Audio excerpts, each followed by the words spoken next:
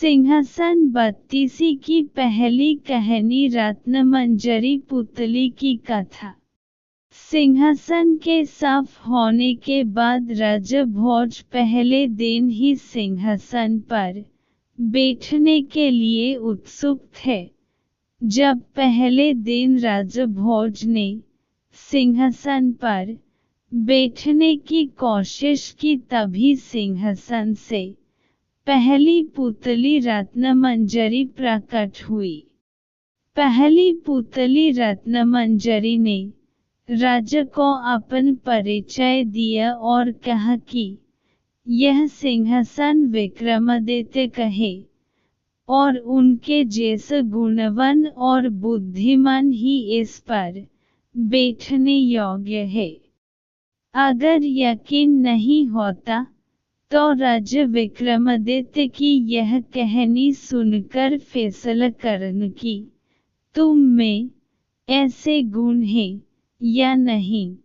इतना कहने के बाद पहली पुतली रत्नमंजरी ने राजा भोज को कहानी सुनना शुरू किया। एक बार की बात है, अम्बावती नाम का एक राज्य था। वहाँ के राजा धर्मसेन ने 4 वर्णों की स्त्रियों से 4 शादियाँ की थीं। पहली स्त्री ब्राह्मण थी, दूसरी क्षत्रिय, तीसरी वैश्य और चौथी शूद्र थी। ब्राह्मण स्त्री से हुए पुत्र का नाम ब्राह्मणित था। क्षत्रिय से उन्हें 3 पुत्र थे जिनके नाम थे शंख, विक्रमादित्य और भर्तृहरि। वैश्य पत्नी से हुए पुत्र का नाम चंद था और शूद्रनी के बेटे का नाम धन्वंतरि था। जब सभी लड़के बड़े हुए तो ब्राह्मणी के बेटे को राजा ने दीवान बनाया, लेकिन वह अपनी जिम्मेदारी ठीक तरह से संभल न सका और वो राज्य छोड़कर चला गया। कुछ वक्त तक वो कई जगहों में भटका और फिर वह धरानगरी नाम के राज्य में पहुंचा और वहां उसे एक अच्छा ओहदा मिला। लेकिन एक दिन उसने वहां के राजा को मार दिया और खुद राजा बन गया। कुछ वक्त बाद उसने उज्जैन आने का फैसला किया, लेकिन उज्जैन पहुंचते ही उसकी मौत हो गई। उसके बाद क्षत्रिय के बड़े बेटे शंख को लगा कि उसके पिता विक्रम को राज्य का राजा बना सकते हैं। ऐसे में उसने अपने सोते हुए पिता पर हमला कर उसे मार डाला और खुद को राजा घोषित कर दिया। सभी भाइयों को शंख के षड्यंत्र का पता चल गया और सब इधर उधर निकल पड़े। शंख ने ज्योतिषियों का सहारा लिया और उन्हें अपने भाइयों के बारे में ज्योतिष विद्या के सहारे से पता लगाने को कहा। ज्योतिषियों ने बताया कि विक्रम को छोड़कर उनके सभी भाई जंगली जानवरों का शिकार बन गए थे। विक्रम अब बहुत ज्ञानी हो चुका है और आगे चलकर बहुत बड़ा सम्राट बनेगा। यह सुनकर शंख को बहुत चिंता होने लगी और उसने विक्रम को मारने की योजना बनाई। शंख के मंत्रियों ने विक्रम को ढूंढ निकाला और शंख को इसकी जानकारी दी। शंख ने एक तांत्रिक के साथ विक्रम को मारने की योजना बनाई। उसने तांत्रिक से कहा कि वो विक्रम को कली की आराधना की बात बताई और उसे सिर झुकाकर कली की पूजा करने को कहे। जैसे ही विक्रम गर्दन झुकाएगा तो वो उसकी गर्दन काट देगा। तांत्रिक विक्रम के पास गया और उसने शंख के कहे अनुसार विक्रम को कली की आराधना के लिए सिर झुकने को कहा। शंख भी वहीं छिप बैठा था। विक्रम ने खतरा महसूस कर लिया था। उसने तांत्रिक को सिर झुकने की विधि बताने को कहा और तांत्रिक जैसे ही झुका शंख ने उसे विक्रम समझकर उसकी गर्दन काट दी।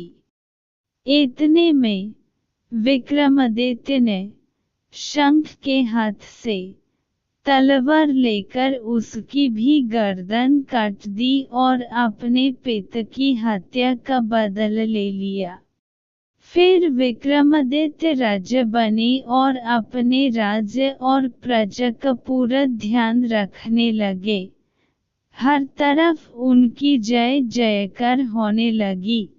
एक दिन राजा विक्रमादित्य शिकार करने जंगल गए। उस जंगल में जाने के बाद राजा विक्रमादित्य को बाहर निकलने का कोई रास्ता नहीं दिख रहा था। इतने में उनकी नज़र एक खूबसूरत महल पर पड़ी। वो अपने घोड़े पर सवार होकर उस महल में पहुँचे। वो महल राजा बाहुबल का था। राजा विक्रम जैसे ही वहां पहुंचे तो वहां के दीवान ने राजा विक्रमादित्य को कहा कि वो बहुत मशहूर राजा बनेंगे, लेकिन उसके लिए राजा बाहुबल को उनका राजतिलक करना होगा। साथ ही उसने यह भी कहा कि राजा बाहुबल बहुत दानी है और जैसे ही विक्रमादित्य को मौका मिले वो राजा से स्वर्ण जड़ित सिंहासन मांग लें। यह स्वर्ण जड़ित सिंहासन भगवान शंकर ने राजा को भेंट दिया था। वह सिंहासन राजा विक्रमादित्य को सम्राट बना सकता है। राजा बाहुबल ने विक्रमादित्य का अतिथि सत्कार और राज तिलक किया।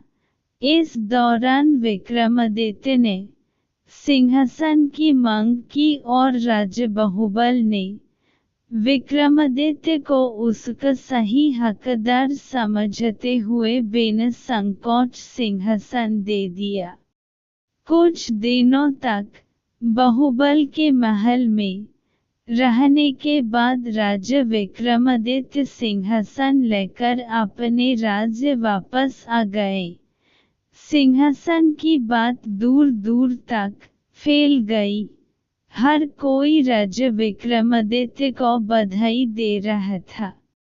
इतना सुनते ही पुतली रत्नमंजरी ने कहा कि राजा भोज, अगर ऐसा कोई काम आपने भी किया है तो आप इस सिंहासन पर बैठ सकते हैं। यह कहने के बाद पहली पुतली रत्नमंजरी उड़ गई। यह सुनकर राजा भोज ने उस दिन सिंहासन पर बैठने का फैसला टाल दिया और सोचा कि अगले दिन आऊंगा और सिंहासन पर बैठूंगा। कहानी से सीख। इस कहानी से यही सीख मिलती है कि कभी लालच नहीं करना चाहिए और दूसरों का बुरा नहीं सोचना चाहिए। जो दूसरों का बुरा चाहते हैं उनके साथ कभी अच्छा नहीं होता है।